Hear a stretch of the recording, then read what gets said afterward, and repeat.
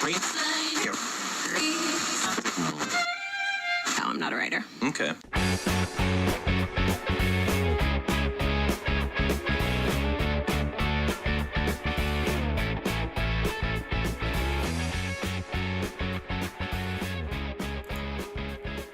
All right, welcome back, everyone. This is, I think it's episode 16 now, and there's been a lot of changes in the last week or so.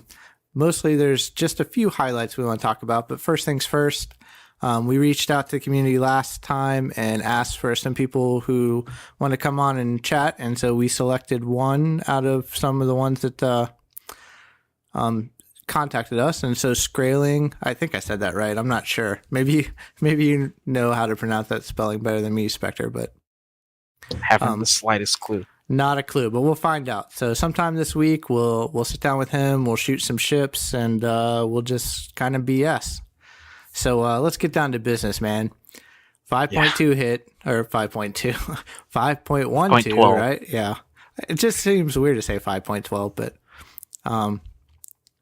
the big thing I noticed, and this is the one we're waiting for, right? They get 3 chances, maybe 4, based on a conversation we had with Q about clan stuff hitting. So in this one, no clan stuff, just for the record.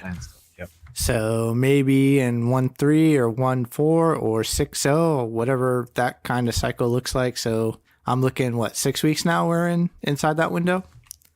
Maybe. I mean, they only gave us like a foggy window of when it was gonna arrive, right? I think they said like November or something. I don't know how I got the month November, but for me, at least personally, I would just be disappointed if we didn't get any sort of clan function before New Year's. Well, I mean, 6 weeks puts you in October, or puts you in November, so I think that's about the right window. Maybe it'll be for Halloween. I don't know. That'd be funny. Yeah. Speaking of which, man, ranked battles again. And yes, the struggle begins anew. To be honest, I did from whatever rank I started at. What'd you start at? Was it 12, 13? If you were at rank 1, yeah, I think you should have started either rank 12 or rank 13 this season. Yeah, so I pretty much went straight to 10 with relative ease, and we'll get into why I think that is here in a few minutes. But I think the big thing that I pulled out of all the notes that I haven't heard anyone talk about yet is the note about the Flint and how it reads. And to me, reading it, it says, if you already have the Jolly Roger 2, from any of the it doesn't say any, it just says from previous seasons, so it doesn't say consecutive seasons, that if you reach rank 1, you're going to get the Flint. And so to me, that means that you didn't have to do consecutive ones. You didn't have to do the last 2. As long as you have those 2 flags, you should get it. That's the impression that the description certainly gives. Well, I mean, that's a big deal, because previously, I know, talking to some folks, there was a lot of, well, had I known, didn't know, chose to rank out, not rank out. Now that it's kind of a how many times you've done it, not a consecutive order of times you've done it, that, maybe that's kind of a step in the right direction, or at least reestablishing the baseline so that everyone knows going forward if they want to go back to a consecutive match thing that they can do that. So I think if it happens the way it reads, that's a good thing for those folks who maybe sat out a season because they didn't know if they were going to get anything. Well, I mean, my impression was that the system always worked like that, right? Like the description was always, when the season ends, we will take away the Jolly Roger 2 flag and give you the ship. But in order to have the Jolly Roger 2 flag, you need to have the first Jolly Roger flag. Well, no, I mean, for last season, it was a consecutive. Like, if you had a break in there, it didn't count. Well, that's because that was, season 4? That was the first season you could have possibly ranked out 3 times. Besides the first, test season. But that, rewarded the winners with the Kitakami anyways. Yeah, so, I mean, I don't know. I think that there are a few that didn't do it last season, that if they do it this season, that, to me, the way it reads, should get it. Yeah. But on that, do you really want a 4th flag? Was it 3rd flag now?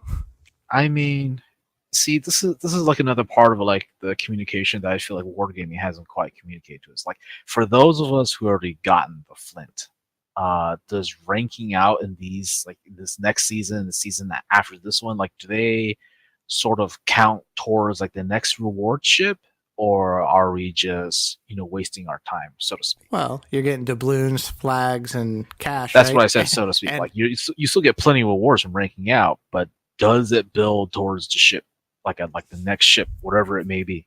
yeah, that I don't know, and I'm Exactly. surprised And that that's something that wargaming should communicate to us sooner rather than later. So what do you think? Then they'll go another cycle where they'll give you a flag, and then the cycle after that, it's another ship, maybe. Maybe. I mean, I certainly think wargaming should at least give out the Flint for 3 seasons. That way, if you just started ranking out last season because you're like, oh, there's a reward ship, you are given a fair shake at ranking out for 3 seasons in a row and getting the ship. After that, I certainly would like to see the ship, get changed out. Or, even better yet, if they just changed it so that each time you rank out, you get like a special like currency. And you basically have like a special rank out shot where you just have all the ships that were rewarded from ranking out, and you could just pick which ship you want. But that's well, like far in the future. Yeah, that sounds wicked ambitious, but I guess we'll see how that one works out. All right, so enough about that's something that's clearly something to implement like that season 20 or something. Oh, don't say that, man. I don't know if I can last a season 20. Yeah. So let's get into it before the depression sets in. Although I will say that I had a very benign, somewhat enjoyable experience going from 12 or 13 or wherever we started to 10. And then the population wasn't big enough to actually get a match. So I'll check back in today and see if it's working. But I'll tell you what do you think probably about enough people now? Yeah, what do you think about only one tier and back to tier 8 again? Thank God on both accounts. I am extremely glad that they're restricting to one tier now, so there'll be no more people coming in here with their stock Colorados or whatever ruining our games. And as for a return to tier 8, tier 7 ships for whatever reason always felt just a little weak. But tier 8 ships, just in my mind at least, have always been like the right tier to have ranked at. So I'm extremely glad I'm back to using the North Carolina, the Benson, the Bismarck now. So yeah, good changes. I approve. Some things that did not make it into this season that would have been something to do with detonations. Just requiring players to have detonation flags or possibly losing their rank match for their teams. Bit of a bummer, and I wish they would have added something to deal with that. Well, so I have a little different take. I know I disagreed with you over the detonation thing for a little bit, being taken out of ranked. But I think that this season, the way the meta is working, or at least it's shaping up early days, right, is that I have not seen the same thing I've seen in the past, right, where you can actually have, especially with the Bismarcks, if you get a good Bismarck player, can actually carry a match. Where if a destroyer, YOLO dies at the very beginning, early on, it's not as crushing as it has been previously. Because with that Hydro and the fully spec secondaries, you know what? I've actually seen a decline in I've seen a few games with 4 destroyers in it. But to be honest, I didn't really notice a problem or an issue where you're like, oh man, I guess I have to go get on my Benson now to try and level set stuff so that, when that one destroyer dies, it's all over. And I haven't seen that at all this season. And of course, it's above rank 10. So we'll see when it gets down lower. But I don't know. I think the meta significantly changed and for the better. And not because everyone's going to run a Bismarck, but because of the loop it puts it in. So Bismarcks kind of negate destroyers a little bit more.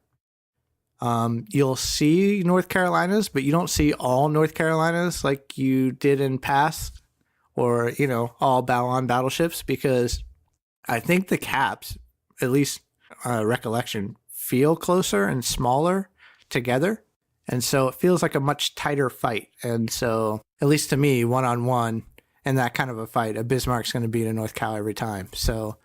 And I think the North Cals have a greater potential to just crush cruisers in one salvo more than, say, Tirpitz or Bismarck. And I know that's like a long loop, right? Bismarck negates destroyers, more Bismarcks playing, less North Carolinas equal more cruisers, because I have seen a lot more cruiser play, and I was actually in a game where there were 0 destroyers. So I know there's a lot in there for you to kind of react to, but that's kind of my take. My overall take on that is just it's still a little too early to tell. The Bismarck is definitely a very popular ship in ranked. I mean, I've only done like a small handful, but in the small handful I've played, there have been multiple Bismarcks every single game. As for dealing with destroyers, yeah, Bismarck is surprisingly well equipped to deal with destroyers. The secondaries, the hydro, it creates this effect where if you're in a Bismarck, you know what you're doing, you feel a lot more confident about pushing up a little bit closer to cap than you would feel comfortable doing so in, say, an Amagi or an NC. Those secondaries are just killer, man. People have always complained that, the battleships never shoot to DDs. Well, if you're in a Bismarck, you just control-click the DD, and the secondaries do most of the work for you. And it's just something that, the other 2 battleships simply don't bring, right? You're bringing an NC, you're bringing a Amagi, that's it. You bring a Bismarck, and you bring a battleship that has, a Cleveland strapped to the side of its hull. And it's just incredibly powerful. Yeah, and so I'm happy for the cruiser players that have been showing up. I've seen a lot of big players, too, show up in cruisers now because, I don't want to say it's not as threatening to cruisers. It's just, sometimes you get that Tirpitz dispersion, and it doesn't work out so well. Maybe. I mean, I haven't noticed a particular uptick in cruisers in the few games that I have played. I mean, I will have to wait and see. I mean, really, I think getting up to 10 is sort of like the easy part. It's the 10 to 5 and a 5 to 1 grind that's really going to define rank for us here. And it's just much too early to tell. All right, so make your bet. From rank 10 to 5, do you think it's going to go back to the old school, same old, the one destroyer dying, it's lights out? I'm gonna say I'm gonna somewhat hedge somewhere in between sort of our 2 answers, in that just the fact that the Bismarck brings hydroacoustic search with it means that you're not completely boned if you don't have a complete destroyer screen ahead of you trying to push into a flank. That being said, I do think once we get into the higher tiers, once we get into the tiers where the players are a little better, losing a destroyer early on is still going to really hurt hard. Just because you're in a Bismarck or whatever, but odds are there's going to be a couple Bismarcks or stuff on the other team as well. So not having that additional screen is still going to hurt you. Well, my hope this time is to rank out before all of that gets established, so I just get the easy street, since I'm in early this time. Good luck. God, come on. You need to be a little more excited about it than that. Otherwise, I'm just going to go uninstall. I mean, I for one, I'm just not ready for this new season ranked. It's PTSD is kicking in real bad. And just I don't have that much time to grind out the ranks anymore. So it's sort of Well, you got 6 weeks this time, right? I feel like that 6 weeks is also roughly par for the previous seasons. I know. It's And just last I know season at least is all last season remember. I really dragged it out. I ranked out a week or 2 before ranked went away. So it's probably going to be even worse this time around. Yeah, it was last week or 2 for me for sure. So I've seen the effect of the Bismarck a little bit and some of the team play, and I guess we'll see when team battles come back, whatever that's going to look like, because we still haven't heard anything about what or when team battles are going to show back up. But Right. I would hope that they would at least be up to 8s now, since they're willing to go to ranked for 8s. And maybe they got enough data to show that, hey, maybe certain players are playing certain ranks, but maybe not all those players are the ones who are going to participate in, say, ranked or team battles. So at least 8 would be good. I know Supremacy, we did, tier 8 again this season. Maybe in the future there'll be something higher. I know there's been some kind of chatter on the forums. I think OP is talking about doing a tier 10 type league, but again, I don't know how all that's going to shake out. But in the meantime, It's something, right? I mean, I would hope that they do a major overhaul of team battles and sort of package it with when they roll out the clan features, sort of maybe tie the two together loosely, some way. Well, let's talk about what do we want team battles to look like. Honestly, like I haven't given it that much thought in recent times, just because I kind of forgot it was a thing. I mean, like in the ideal world, like clan battles or team battles. Well, let's take a step back. Or do we want more to address team battles or like clan battles? Team battles. I mean, everyone talks about clan battles. We all want it. We all think we have an idea, and I'm sure we'll all be wrong. So I don't know. Let's stick to what we know for the moment. For team battles, obviously higher tier. But I imagine like a structure largely similar to rank battles, in that there's certain ranks to be achieved, and you earn rewards based on the rank you get. But the last time they brought team battles, they didn't go with the rank battle star system. They sort of went with like this ELO system. So I wonder which system they're going to stick with this time. Yeah, to me, I would think it'd be interesting to do a rank format, but make it teams, right? Now, I don't know how you deal with what happens when you reach 1, right? But I mean, what the goal is. So I guess the ladder system kind of contributes to that a little bit. I don't know, but maybe. I mean, maybe they can do something. Well, take a leaf out of like other free to play games where it's like, so they stick with the ELL system. So like there's no ranking out, so to speak. You just keep playing for rating. But for rewards, because you can't have rewards pegged to ranks, because ELOs are everywhere. Unless they want to peg, say, oh, if you get to 1600 ELO, there's this reward. If you get to 1700 ELO, there's that reward. Another thing they could do is just make rewards based on the number of wins you get. Like you get like 3 wins or something like that, just like a reward, and you can tack on like bonus rewards if you can like go on like a winning streak. So if you get like a 3-win streak, you get some camo, and then if you extend that 3 wins to 5 wins, there's flags. You go to 7 wins, there's something else, and just go on like that. There's a huge variety of systems that wargaming could look at and implement. I think implementing something like that with a low population or a low team number just makes it highly vulnerable to manipulation in that kind of setup. Maybe. I mean, that was just like an example. Like the actual system itself would have certain safeguards locked into it. So, for example, your win streak rewards and your ELL could be tied together. So suppose there's a team that's trying to game the system. They're like, okay, we're going to throw a bunch of matches. We're going to drop a ton of ELO, and then we're going to go on like a mean win streak and like earn a ton of rewards. Well, you could just make it so that your rewards are pegged on what ELO you're in.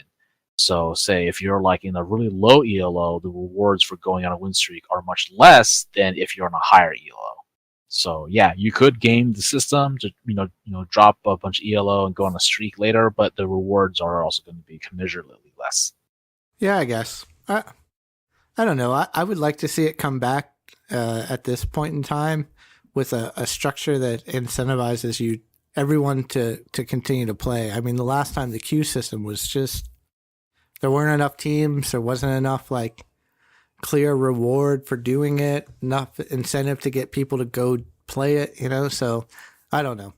I mean, I think really last season, the last time they did this, it was like a major issue with population. That and just, I just felt like there was just an incredible amount of talent concentrated in relatively few teams. Well, so only a few teams are really getting all the way up there. And everyone else was either to just quit playing or they just, always like sort of in the middle or the bottom somewhere. Well, no, I mean, we played for what, like a week, and then we're like, what are we doing this for? I mean, You see the same occasional teams, the rewards and stuff for doing so are far less. And early on, the queue wasn't that long, right? And then there's always like, drop a team, join this team, drop that team, join another team, kind of round robin of the same like small number of people playing the same stuff, same map, over and over again, same thing, right? And it just, I don't know, it lost interest very quickly. Like last week? That's sort of what we discussed before, right? It's because there's no rewards attached. I mean, yeah, it's great fun playing with friends, but it was tier 6, which a lot of people are, either progressed past or, they just don't prefer that tier. And then there's just no rewards. Like you weren't earning, any extras, credits or experience.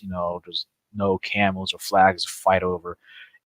And just once you climb the ranks a little bit and those queue times got longer and longer, it's just very poor return for the investment of time. All right. Well, let's just leave that one for a future episode. We'll see what it looks like. Hopefully we can shoot Wargaming some notes and ask them about, where are we on team battles, and hopefully they got something to progress on, because I don't know if you noticed or not, but the other day, this is just a sidetrack, is do you see that advertisement that's like, hey, join Hybrid Wars and get doubloons and warships or whatever it was? Yeah. Like, what is that doing here? Why are we talking about Hybrid Wars? I don't even know what this is, but I'm not just buying another wargaming game. They're just cross advertising. Yeah, it comes out the 29th or something. So 3 days ago. I whatever. don't know. I didn't click through to it. Anyway, moving on to reward system. So there was a big change in the way economy stuff worked, and me, I hear a lot of grumbling from carrier players, and I kind of mostly ignore it, but thought we'd give you a chance to kind of talk about the impacts of they changed 2 main things, right? They changed one, how you make money and how it's calculated, and there's a couple interesting caveats in there. And then they also changed how much it costs you to repair and maintain your stuff. So let's just start with the repair system. And so basically what they did is they had, if you go on their website, you can pull up the little table. It shows what it was before, how much the maximum it could cost to replenish and repair your ship, right? Did you get a chance to take a look at that? Yeah, I took a quick look at that when that was first announced. Yeah, so basically they took that, which was a what's the word I'm looking for? But it was a graduated scale based on amount of damage taken and how much you fired and all that kind of stuff to a maximum amount. And so now all they've done is made a flat amount, right? So, And for most ships, that's a great idea. Anything that takes a lot of damage up front, great idea, I think. But you always pay the same thing. So even if you go through a battle, you do lots of great things, you're still going to pay that if you don't take any damage. So it's like a flat fee, from what I can tell, every time you drop in. Is that kind of how you see it? I mean, yeah. And on that note, I think virtually everyone that I've talked to agrees. Like this is generally speaking a good change. Like if you were the player who was proactive about getting into the fight, this is the change for you, because because they balance it so that the current flat fee you pay for just playing the ship is lower than the amount you would have had to pay if your ship was sunk. So now it's no longer a matter of, I don't want to push in because I don't want to pay that huge amount of money. Now I've already paid the money. It's just a question of how much I can now earn back from playing the game. I would hope. For me, at least, it's certainly a really liberating thought. Like a lot of times in the past, if you were in the battleship and you were about to enter like a chain of islands, it's just like, it's probably not worth the risk to get in there and get torped by a destroyer. Now it's like, if I feel like I have a reasonable amount of support, or if I feel like I have a reasonable chance of not getting just completely destroyed by that DD, let's go for it. Why not? Well, so I think it's also closely tied to another change they made, right? And I think this will all come down, and it would change behavior some. if everyone out there actually understands how this works, right? You're always going to pay the same amount. But one of the ways you earn credits, and I would love to know how much it's weighted, is maximum potential damage taken from hits as well, right? So not only are you going to pay a fee anyway, but you're actually kind of encouraged to at least be somewhere where you can take damage or receive damage because it will increase your earnings. Yeah. I mean, that's just further incentives to like get in there and fight, right? I mean, just for battleships and even, crews and other ships, the further away you are from your target, the less likely you're just going to hit.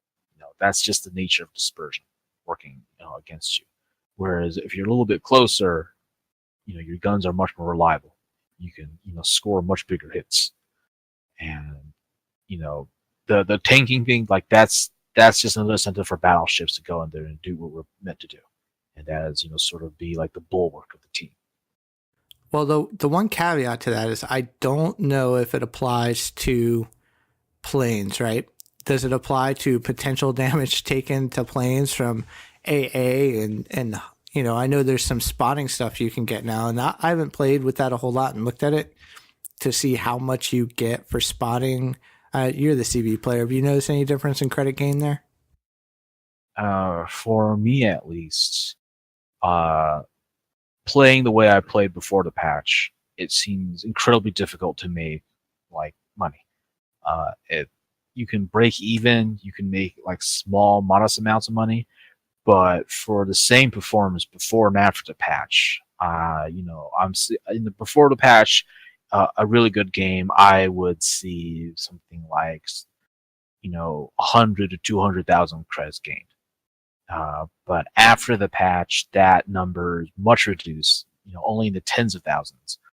And it's just not immediately clear, what's supposed to be rewarding anymore. Because I don't feel like I'm being rewarded for dealing damage anymore. And the scaling for how much you get paid for, spotting enemy ships and the damage that's dealt to them from your spotting, they don't seem to quite line up to the same levels as before. So far, at least in like tier 8 and above carriers, pretty much bleeding money. Well, does it show that breakout in the credit screen? Because I'm not going to go in and test it out in a tier 8 or 9 carrier. The credit gain screen is still the same. It's just, this is what you've earned, and then these are the modifiers, but they don't tell you what went into that base. This is what you earned number. So there was another little note hidden in there that there was something about the way losing planes wasn't being calculated for all the damage lost previously or something like that. And so now with the flat thing, that doesn't really matter anymore. But I mean, I guess it comes down to if you have a big game in a carrier, are you going to outweigh the 180K flat fee, right? Well, there's that, and I think they made it so it's more expensive losing planes now. So just between all the economy changes and like that, carrier income generation has taken a pretty big hit. Well, before, and you have to educate me a little bit, what category did plane replacement fall under for, credit deduction? Was it ammunition and resupply. And so I guess that's the other part. So the maintenance and repair of the ship is a flat thing, but is the ammunition resupply lumped in that figure now? I'm not sure how they calculate that now. So that's something we'd have to ask Q or somebody at a later time. Yeah, just next time you're playing carrier, take a look and see if there's a separate number or fee in there for playing your match that goes on top of the 180, because I'd be curious to know. And I'll look at it in the cruisers and battleships too, but after I leave here and go back into ranked and see if there's enough tier rank 10 players. Yeah. And maybe maybe we'll have to come back and edit this or delete it because I've quit. But I like the way they're going with the earnings and those things, and maybe it'll take some time to tweak it, maybe play with the balance of how much or how little you get for doing certain things. But I think it's a step in the right direction.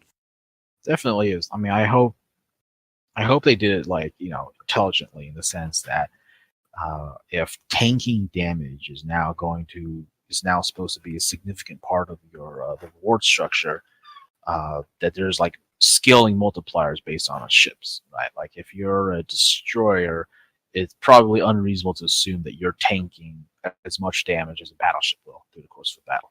And if destroyer income is not balanced properly for that, you could see a significant decrease in earnings that way. And it's also got like this really weird synergy sometimes where if you do really well and also don't get scratched, you actually make less money than you did before. Yeah, I guess that is true. I mean, so that's one thing the carrier doesn't get to take advantage of is the potential damage taken calculation. Right. Well, we're supposed to be able to make up for that with spotting damage. Yeah, if you want to get in a secondary fight, I guess, with destroyers or something. But all right, so let's see, what else did we have, man?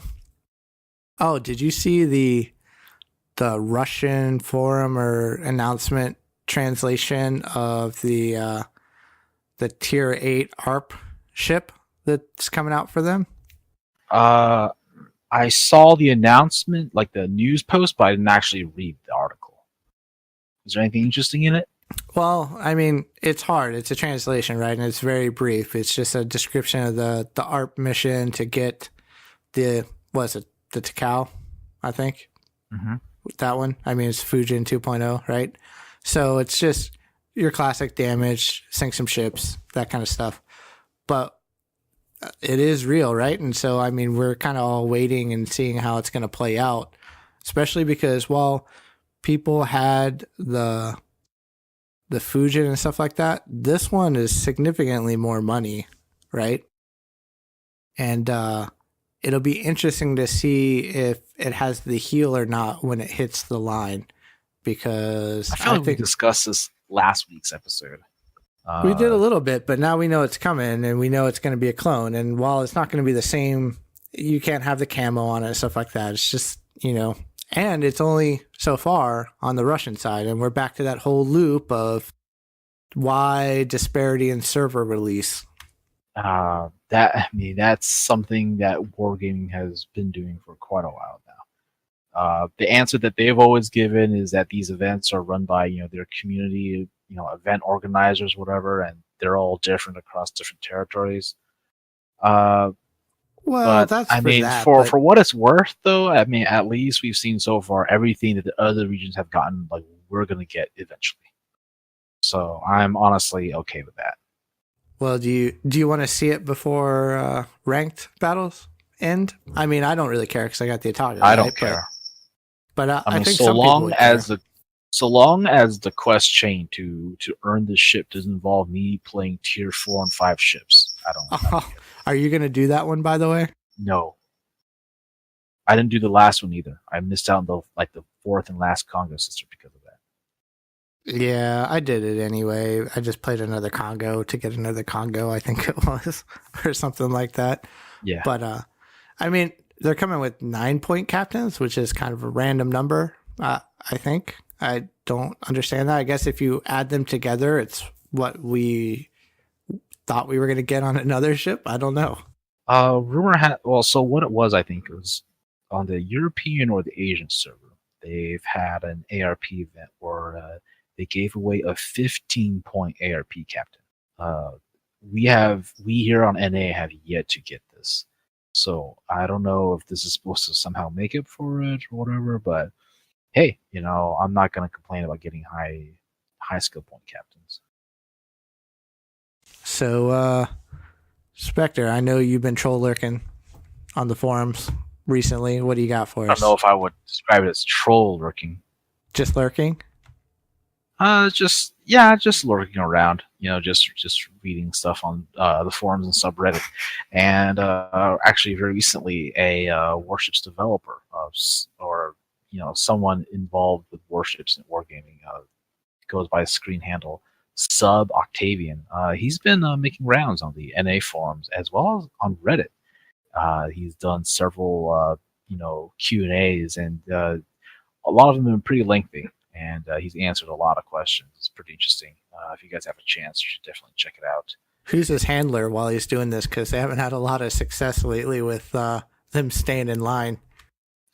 Evidently, I don't see like a second wargaming guy posting with him. Although he's said himself, that in these Q&As, like he's gonna be pretty disciplined in that he's just not gonna leak anything.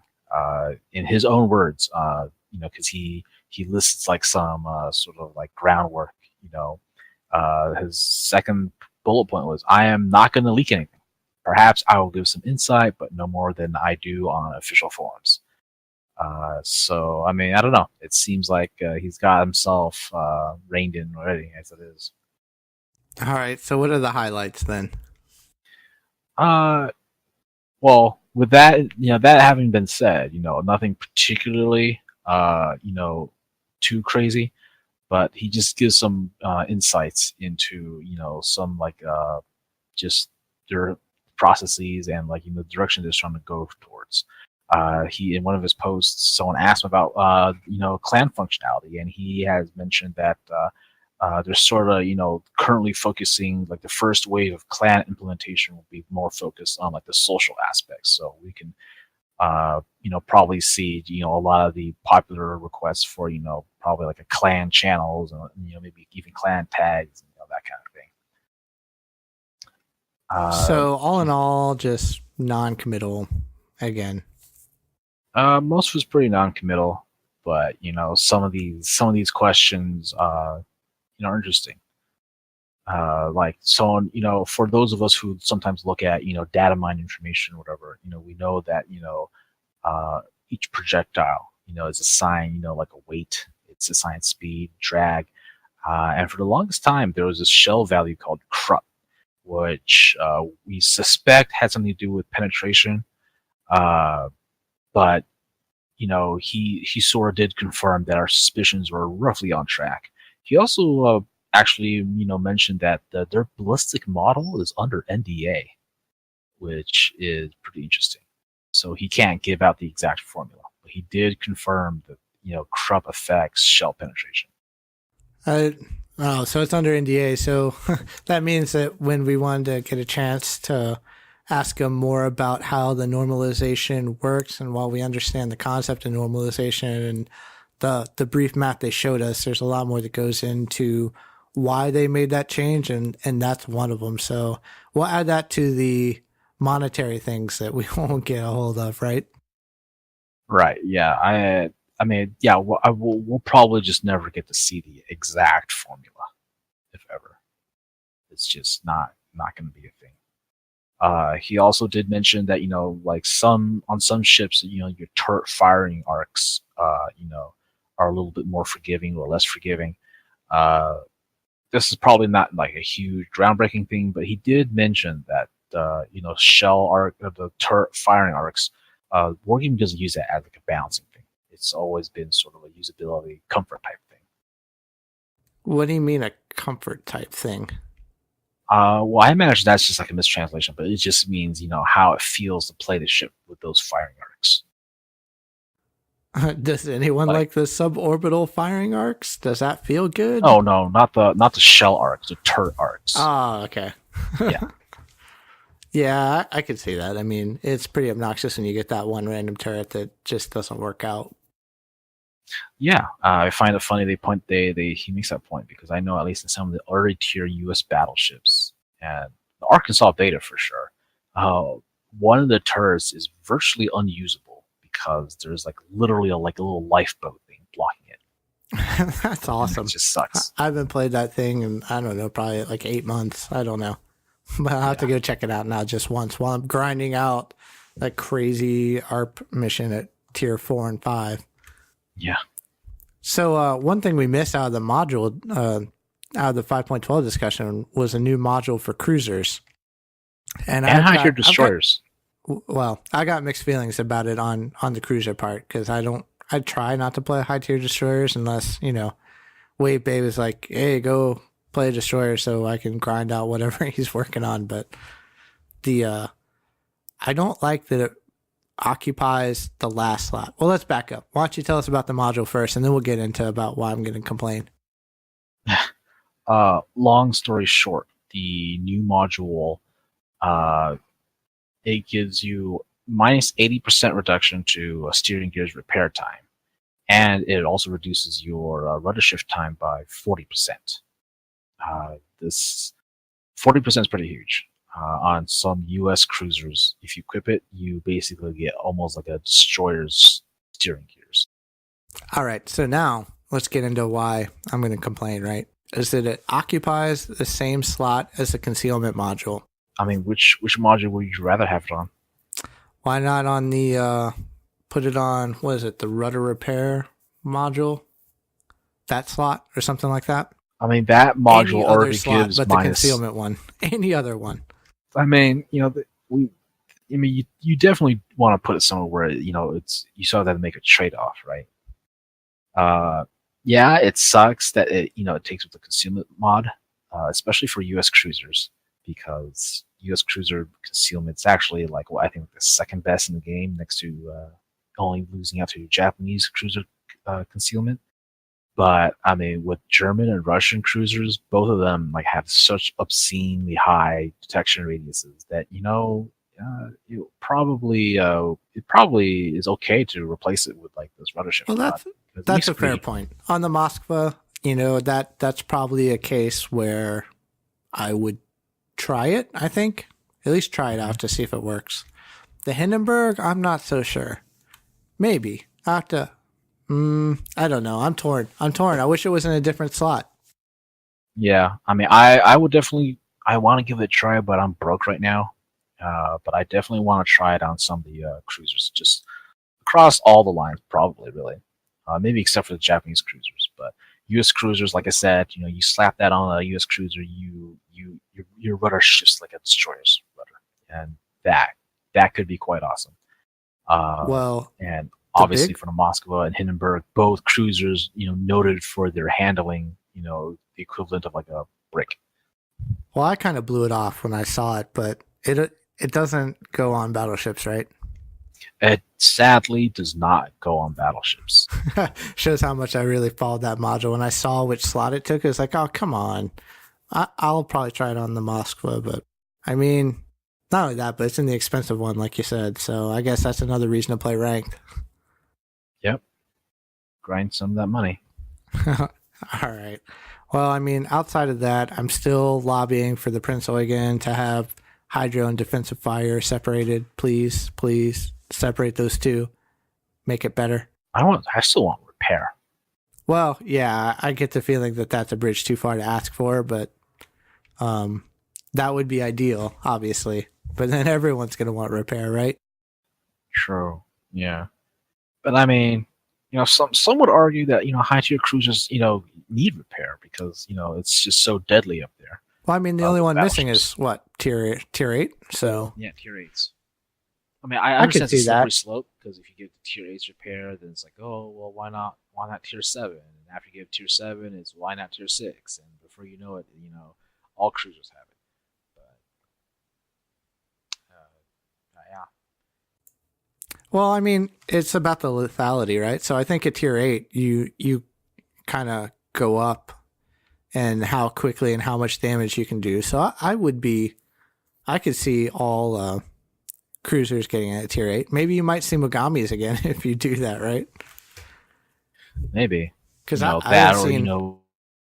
would give it just to the New Orleans to help balance it out a little bit. I mean, I don't know. Yeah, I really think the New Orleans should go down to tier 7, honestly. It's in a rough spot. It's a really awkward spot. And I haven't played the Pensacola in a while, although I've run into a couple people who swear by it, but I think that's a love relationship and not a functional relationship, because I'm not sure I would go back and play the Pensacola for fun. Anyone who swears by the Pensacola has not been shot at by someone who knows how to use an aim AP. Yeah, from any angle. I mean, don't get me wrong. I understand that the Pensacola's guns are amazing. They're excellent. But that ship simply melts under fire, period. Well, maybe with the... can it use? No, it can't use the new module either. So maybe the new module would have helped it. I don't know. Although now you got me thinking, I may go try it on New Orleans and see how that works out. Although I'm sure I'll play one game and never look at it again. But that's just me. But Maybe. I will say, speaking of U.S. ships, and I only bring it up because it's hilarious. If you guys haven't gone out there and checked out the Steven Seagal video by Wargaming about how he's the new hero advisor, heroic advisor, hero advisor. I'd have to go back and look at it again. I don't know. Do you They gave remember? him some incredibly fluffed up title. Yeah, it's an amazing title. But, I don't know about you, but currently, do you feel that they needed a hero advisor for the game? Like, do you feel heroic when you're in there playing? It depends. If I'm carrying the team, yeah, I feel pretty damn heroic. I feel like Steven Seagal. I mean, I'm just curious. Like, what is it that's gonna? It feels almost like an honorary title because they love Steven Seagal, which is cool. That's awesome. I love Steven Seagal too, but that's just it just felt really weird watching it. I mean, I'm not sure what he's going to say about, how to make the game more heroic. Right, I'm not quite sure how he's gonna contribute to the development of the game. I don't know if in any of his action movies he's like the captain of a ship or something, but whatever. It's Wargaming's call. It's cool, do your thing. I mean, I guess if you can, go for it. It's hilarious. Why not? And maybe we'll get him on like in the conning tower of a ship or something, like a little miniature. That'd be awesome. No, maybe. Little people, Maybe little as a Steven voice Seagal running pack. around. Yeah, I don't know, Maybe but him as a anyway. voice pack. Would you rather have the Steven Seagal voice pack or a Dasha Perova voice pack? Oh man, that is a brilliant idea. We should have a Steven Seagal voice pack. Absolutely. The other one would be too distracting. I don't know if I'd be paying attention to what I was doing. It's like the ARP ones. Like it's not because it's just so out there that I find myself focusing on listening to it and, like what's going on and all that kind of stuff that sometimes I lose track because it's just a lot going on. While I'm Yeah, trying to fight. maybe. That, for me, that's what it is. Maybe. Although I think Dasha won't be as bad as ARP was. I mean, she gives us all the patch notes. Well, I don't She think has they're been for the bad. past It's just a lot and different, right? So like something new, you kind of focus on it. Like the pirate one, like even with the pirate one and Michael St. John, I watched the video, by the way. Have you checked that out? I have not yet. No. Oh, that's pretty interesting. But with the pirate one, I'm like, what's going on? Why are you saying interesting? And I kind of lose track of where I am. So a lot of time I'll just kind of turn the sound off or get yelled at in German or something like that when I'm playing my German ships. I can't tell if he's yelling at me or the enemy. It's just, but anyway, I digress. And so while some big patch notes came out, they're not earth shattering. They're going to change some things and it's a move in the right direction. They're going to probably need some tweaking over the next couple weeks for sure, especially once we see the carrier rage, which to be honest, if I'm listening to carrier rage, that means destroyers are probably in the right place. At least personally, I feel that way. No, I don't know about that. Well, that's the other one.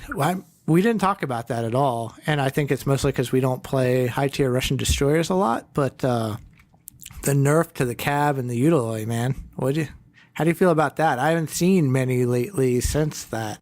Yeah, I haven't seen it either, but I imagine they're fine. Yeah, I would imagine Like, it's not going to change how much it used to be like 13 kilometers base. That combined with AFT was like bumped you up to I think like almost 16 or 17 kilometers. Like it was that like cruiser was just range. plain excessive. Yeah, it was just plain excessive. 11 kilometers plus AFT, that's still like 13 kilometers. I think that's still plenty. And most of the time I saw them inside that range anyway, right? It's kind of an emotional feel because although they were accurate at that range when they wanted to do it. So, I mean, I guess there is that. It's not like in Atlanta losing the range where you weren't going to land the orbital guns anyway. Yeah. So we'll kind of track that one, see how that really influences the stats. That'll be one I'm curious about. But anyone who doesn't think that the cab was way skewed to all other ships, I would love to talk to you as well. So please reach out to us about the cab and tell us about why it didn't need some sort of fix. I mean, to be honest, my fix would be, like we talked about before, is a separate line, a separate matchmaking thing. So it's not paired against, say, a Shimakaze, right? I mean, not saying which one's better or worse than the other. It's just not equal. I think we can agree on that. True. Yeah. Don't get too enthusiastic, Spectre. It's destroyers. It's gonna be all right. Yeah, it's destroyers. I could care less, or I couldn't care less. All right. Well, actually, I had one more thing that I was curious about. Now that there's been quite a bit of time, I still see some carrier sniping going on, despite the defensive fire stuff. So, do you notice or not notice the defensive fire button anymore? I have not seen this carrier sniping that you see in my games. Like, yeah, I don't know. I can't remember the last time I got sniped in my carrier. Well, I didn't say they were successful, but I still see people trying to do it, and they'll land damage. They won't kill the carrier, but they still try it. You know, I honestly haven't seen the uptick in carrier sniping, to be honest. So I can't speak as to why might people be motivated to do that now. I mean, maybe it's just, newer players who just joined the game. They've been sniping, low tiers, and they don't realize that high tier carriers have this defensive fire thing. So now they're learning the hard way, or if it's something else. But I mean, yeah, carrier sniping in high tiers is pretty much dead. It's a massive waste of time. So I mean, I don't know. Oh, one more thing, and we talked about previously. Have you noticed any strike Lexingtons in your ranked battles yet? Yeah, actually, last night, the last game I played was the enemy team had to strike Lexington, but he had tier 7 planes, which was incredibly stupid. What? That's a thing? That's a thing. I don't know what he was thinking, but yeah, he brought his strike Lexington with tier 7 planes into a ranked battle. And so we couldn't get away from the rank 7 stuff completely, apparently, but yeah, I mean, I wanted to say something earlier about wargaming should implement some sort of system to make sure that people are using upgraded ships, but I figured maybe that was a little bit too far. Yeah, I think we got disagreed with on that one when we talked to Q. So yeah, I don't know what their opposition to that is. I mean, I mean, for now, I'm just rejoicing that it's restricted to just tier 6 and tier 8. Come next season, I'll probably complain a little louder about upgraded ships and detonations and stuff and such like that. Well, I'm actually motivated to go jump into some ranked, so I think I'm going to do that. But I think the only collective sigh I've had in a game so far has been seeing a strike Lexington show up on your team. Because you're just going to get rained on the whole time. I mean, in general, the issue with that statement isn't the strike part; it's the Lexington part. Like, it's in the time between last season and this season. The fact of the matter is, the Shikaku is still a more flexible ship. Simple as that. Yeah, I just don't want to. Wargaming has done nothing to address it, so here we are. I find myself trying to find a cruiser close enough to me and hope that he's paying attention instead of just having planes go free reign on me the whole time. At least with another carrier with fighters, he's got to pay attention to it and may not completely stop it. And there's always those moments, but at least there's a little balancing act there. If you've got to strike Lexington, you're just like, come on. Right. But anyway, we'll see how it works out. And hopefully here in the next week, we'll have much more news to talk about, I think. I think we're in a funny spot, but the holiday season is coming up, the new year. So hopefully we'll see a lot of stuff come out between now and then. I'm hoping. Anyway, at least I would hate for them to squander the higher numbers they've had recently. So we'll see how that works out. Fingers crossed. Fingers crossed. All right, man. I'll catch you next week. All right. See ya.